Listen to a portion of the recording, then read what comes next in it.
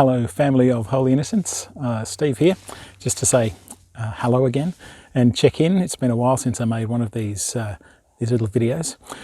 Life seems to have been very busy, but Polly and I have walked out here into the bush and it's beautiful.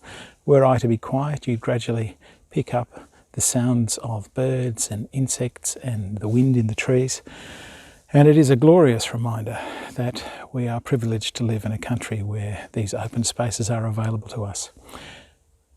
I hope that during these last few weeks, God has been deeply present for you and you've had time to reflect. I've been listening as I walk to Bill Bryson's short history of just about everything and the early chapters where he's talking about the solar system. And I've been reflecting on what we do and we don't know. Even this morning when listening to the radio, I was listening to Dr. Norman Swan talk about the coronavirus, of course, because that's all we talk about these days. And he was relating a story of how doctors aren't even sure that using a stethoscope and doing physical examinations actually has much impact. It's just something that they have done and therefore they do without much in the way of studies to show that it has much impact whatsoever. And I wonder if during this time we've also had an opportunity to reflect on some of the things that we do in our lives, in our world, in our church, that we just do because we do them without ever really thinking about why or what impact they have or whether they're the best things to do. Anyway, I was listening to Bill Bryson talk about the solar system, and most of us have, of course, looked up at night into the stars and been overwhelmed by the immensity of all that is. And he was describing how we have those, those lovely little charts we have at school that show the planets, dunk, dunk, dunk, dunk, dunk, all the way out to Pluto, and how they all look fairly cozy, and it's a picture that we can get our heads around. And he was describing how if we were to actually do that to scale, and we did it on a piece of paper, and the Earth was the size of a pea on our piece of paper, Pluto would be, I think he said, 2 or 3 kilometres further along the piece of paper. Now that gives you a bit of a clearer understanding of the scale of our own solar system, which is just one, of course, in the mass of systems that are part of the universe. Imagine that. We're Earth, the size of a pea, and Pluto is 2 or 3 kilometres further along the piece of paper. Can we even get our heads around that idea? He was also talking about the nearest star to our own,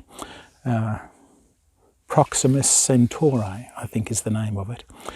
And he was saying that were we to draw Proximus Centauri on that piece of paper, the piece of paper would have to be another 16 or 17 kilometres long.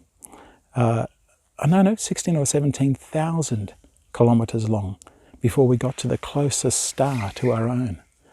And yet we look up and we see millions of stars in the sky at night, and yet the closest one to us is that far away on a scale of the Earth the size of a pea, 16 or 17,000 kilometres away on this same piece of paper. That is the closest star. And I guess it calls into question things that we know and things that we don't know, things that we take for granted.